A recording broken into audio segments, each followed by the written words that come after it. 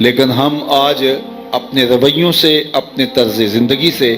اور اپنے انداز معاشرت سے خلق خدا کے لیے باعث آزار بنے ہوئے ہیں، بلکہ ہم اپنے سکے عزیزوں کے لیے، رشتہ داروں کے لیے آزار کا سبب بنے ہوئے ہیں۔ آج ہماری معاشرتی ناہمواریوں نے ہمارا چین، ہمارا سکون اور ہمارا آرام چھین لیا ہے۔ بھائی بھائی پہ ظلم کر رہا ہے، غریب غریب پہ ظلم کر رہا ہے، اور سارے طبقات ایک دوسرے کے اوپر جبر اور ظلم کا بازار گرم کیے ہوئے ہیں۔ اور اس میں بعض ایسی چیزیں ہوتی ہیں کہ جس کو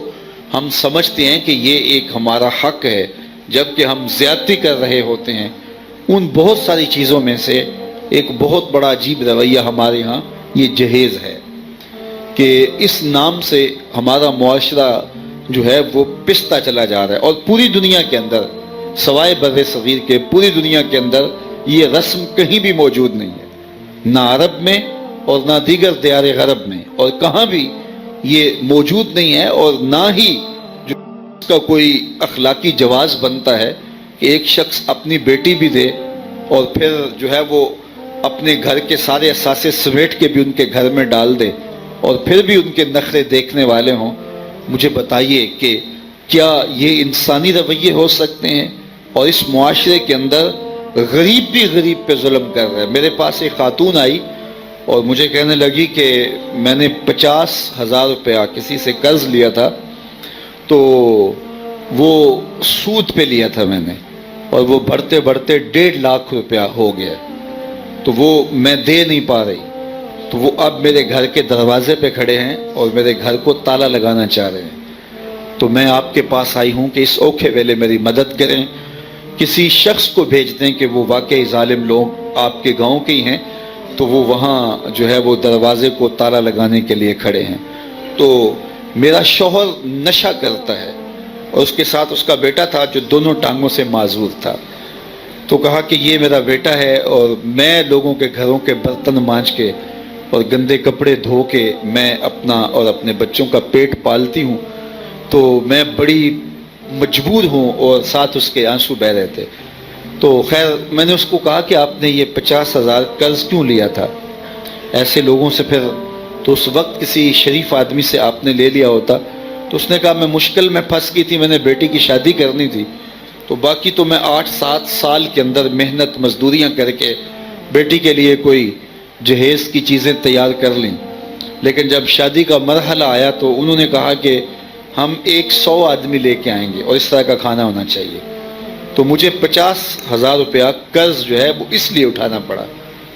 تو میں نے کہا کہ وہ اتنے ظالم اور سفاک لوگ کہ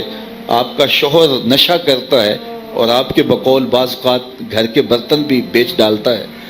تو آپ کا بیٹا بھی معذور سامنے ہے، تو وہ اتنے ظالم لوگ ہیں، آپ اپنے رشتہ داروں میں شادی کر لیتی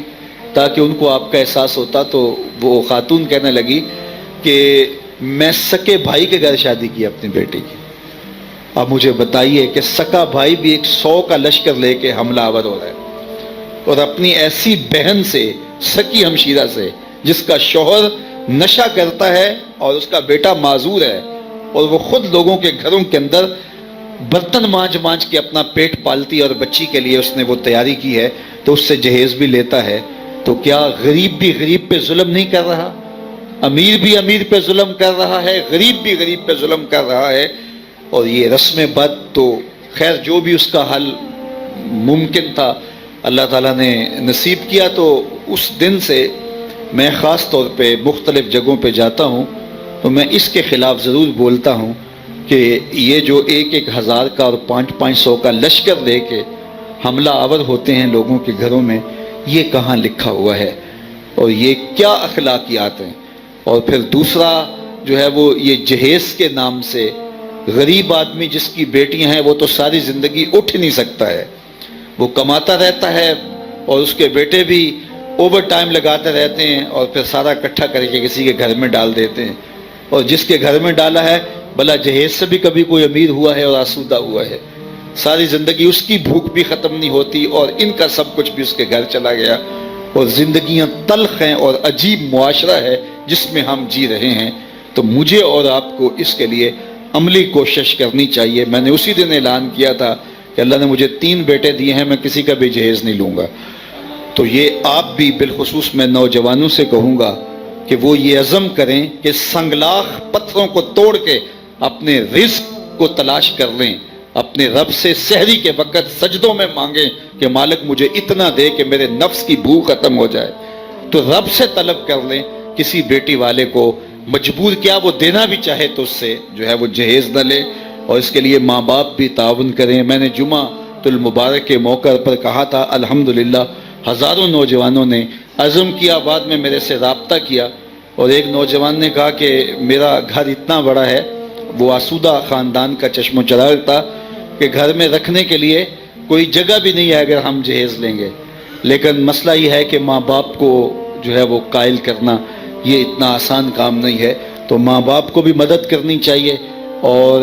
اس رسم بد کے خلاف ہمیں عملاً کھڑا ہونا چاہیے تاکہ غریبوں کی جان سوکھی ہو سکے۔ اور اس کے لیے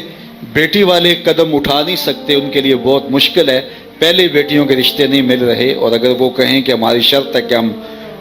جہیز بھی نہیں دیں گے تو کون رشتہ وصول کرے گا، یہ کام بیٹے والوں کو کرنا چاہیے۔ اور اس سے بڑھ کر جو آسودہ حال لوگ ہیں، جن کو اللہ نے مالی طور پہ نوازا ہوا ہے، تو وہ اس کا آغاز کریں، اور اس کی اگر تشہیر ہو تو کوئی حرج نہیں ہے کہ ہم اپنے بیٹے کا جہیز نہیں لیں گے۔ تو یہ ایک اچھی چیز ہے جو اس میں حصہ شامل کرے گا اور معاشرت کی تبدیلی کے لیے کوئی کردار ادا کرے گا۔ میں سمجھتا ہوں اگر میرے عمل سے 15 گھروں کے اندر بھی آسودگی آ سکتی ہے اور لوگوں کی جان سوکھی ہو سکتی ہے، اور بیٹیاں شرافت کی بنیاد پر اور جو ہے وہ نیکی کی بنیاد پر جو ہے وہ کسی کے گھر جائیں، نہ کہ دولت کی بنیاد پر رشتے قبول کیے جائیں، اور اگر یہ معاشرہ اس طرح سدھر سکتا ہے تو جو میرا حق ہے اس کو مجھے ادا کرنا چاہیے، جو آپ کا حق ہے آپ کو ادا کرنا چاہیے۔ اللہ تعالی ہمیں اس کی توفیق